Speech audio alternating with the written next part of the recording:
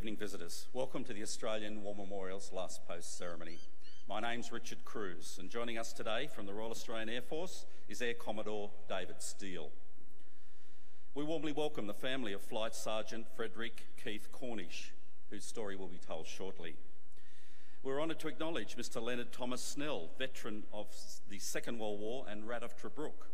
Also Mr Brian Alfred Davies Coleman, also a veteran of the Second World War of 18 Squadron, RAAF, who are both joining us for this evening's ceremony. Gentlemen, we thank you for your service. We welcome the veterans who have served, those that are still serving, and the families that love and support them. We acknowledge the members of RSL and Services Clubs Association, RSL Victoria and RSL Queensland, who are watching the broadcast of this ceremony across Australia. During this evening's ceremony, wreaths will be laid at the base of the Pool of Reflection by family and visitors to the memorial. I invite you all to please stand and join in singing the National Anthem.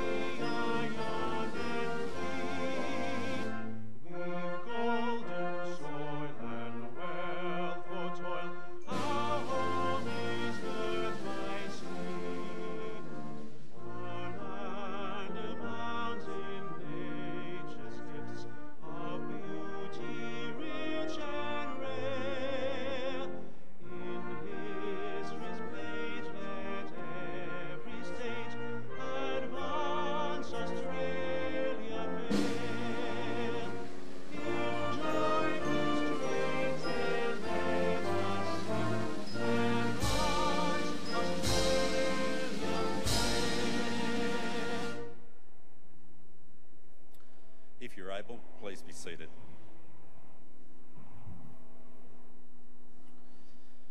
The Australian War Memorial was the vision of Charles Bean, Australia's first World War official historian. Bean landed with the Australian troops on Gallipoli and stayed with them at the front through to the end of the war. The idea of this national memorial and museum came to him at Pozières, France, in the depths of the bloody fighting of 1916. Bean's idea was that this would be a place where families and friends could mourn loved ones buried in faraway places. It would also be a place that could help all Australians understand what these men and women had endured and what they had done for us. Bean's vision, to which we remain true, is best expressed as inscribed in the entrance to the memorial's galleries.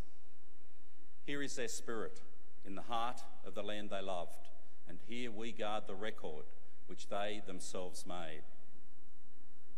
Tonight we'll read the story behind just one of those on the Roll of Honour, which lists the names of more than 102,000 men and women who have given their lives for us in war and operations over more than a century.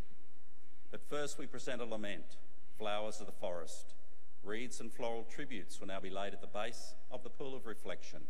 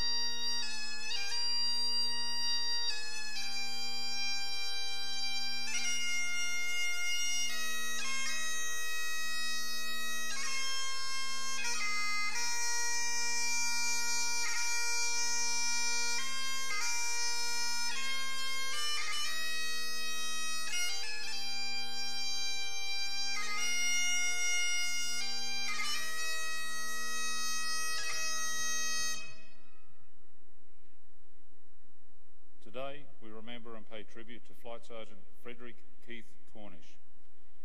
Frederick Cornish was born in 1923, one of 5 children of Frederick and Doris Cornish of West Leederville in Perth. Known to family and friends by his middle name of Keith, he attended West Leederville Primary, Perth Boys School and Perth Senior Technical College before working as a warehouseman at West Australian Farmers. Cornish bought and sold drapery for his employer during the day and was engaged in studying accounting and wool classing at night. He was also a keen swimmer and surfer and enjoyed riding and repairing motorbikes. Cornish enlisted in the Royal Australian Air Force in December 1941, perhaps following the lead of his older brother Jeff, who had taken a short service commission scheme with the Royal Air Force in Britain in 1938. Jeff served as a pilot in No. 50 Squadron, Royal Air Force, but was shot down and taken prisoner during a bombing raid over Essen. After Frederick Cornish qualified as a pilot, he was posted to the No. 1 Operational Training Unit at Bairnside in Victoria, where he carried out flight training on the Bristol Beaufort twin-engine torpedo bomber. Afterwards, he honed his torpedo dropping procedures and tactics at No. 6 Operational Training Unit at Jervis Bay on the New South Wales south coast. After nearly 2 years of constant and demanding flight training, Cornish deployed to New Guinea in October 1943, where he was posted to No. 100 Squadron, Royal Australian Air Force, based at Gilly Gilly Airfield at Milne Bay. Flying from bases throughout eastern New Guinea, the squadron flew reconnaissance patrols and anti-shipping and bombing sorties against the Japanese in the Solomon Islands. The squadron was particularly active throughout September and October 1943, carrying out anti-submarine patrols in support of the Allied amphibious landings around Lae. On the 16th of October 1943, just 9 days after joining No. 100 Squadron, Cornish was on board Bristol Beaufort A9-1901, which suffered engine failure and crashed after taking off for escort convoy duty in the Solomon Sea. Fully loaded with bombs, the aircraft exploded, killing all on board. The commanding officer of No. 100 Squadron wrote to the Cornish family to say, "The knowledge that Keith ever trod fearlessly that hazardous path of duty, which the defence of his country and all that it stands for demanded of him, may help to soften for you and your family, as it does for us, the loss which we have sustained." Frederick Cornish was 20 years old. His remains were buried at the Port Moresby Bamana War Cemetery, where the epitaph written by his grieving family appears on his headstone.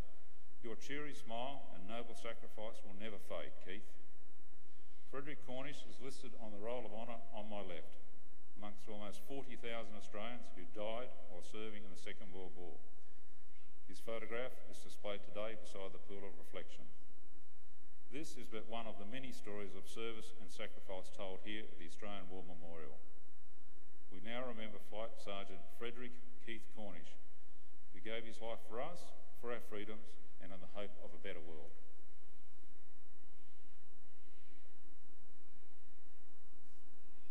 Please stand for the reading of the ode and the sounding of the last post.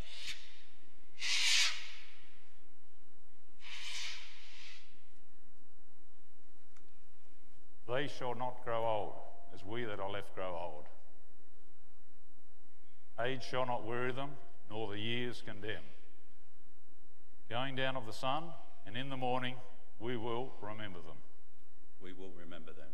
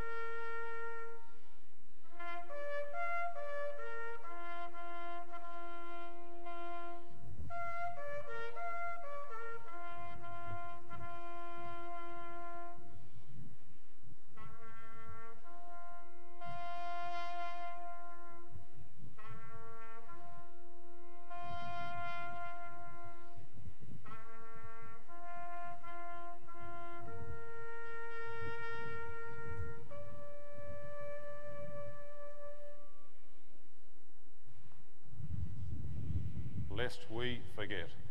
Lest we forget.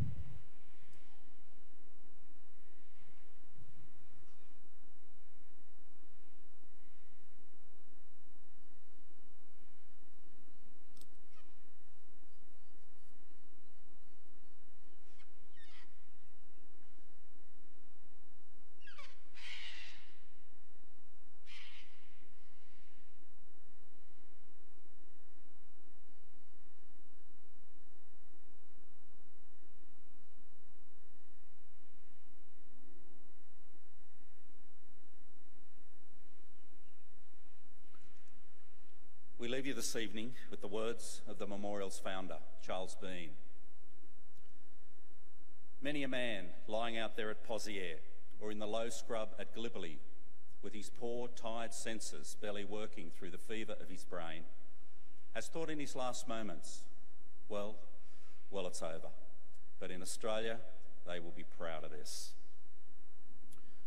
Ladies and gentlemen, girls and boys, that concludes this evening's last post ceremony. We thank you for visiting the Australian War Memorial and wish you all a very good evening. Thank you.